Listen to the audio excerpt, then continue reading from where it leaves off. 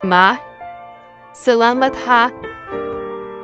Simula pagkabata, ikaw na ang kasama. Gumagamot sa sugat ko sa tuwing nadadapa. Unang nagturo kung paano magsulat at magbasa. Minsan nga, napapahalo mo pa. Ikaw rin ang unang nagturo sa akin kung paano maging mabuti sa kapwa. Mama, alam kong pagod ka na. Alam ko rin na minsan umiiyak ka dahil sa problema. Pero di mo nang ipinapakita.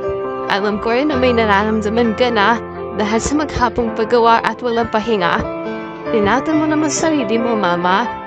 Di kasi namin kaya pag may nangyari sa iyo masama. Sana humaba pa buhay mo. Gusto ko kasi makita mo na magtagumpay ako at masulian naman lahat ng paghihirap mo. Sobrang busy ko.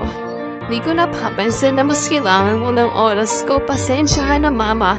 Pagod lang talaga ako. Pero ikaw yung nag-iisang tao na nanatili sa tabi ko. Salamat sa sakripisyo mo, pangako. Hindi mo na hayang pumayo. Ako ang magiging pamo.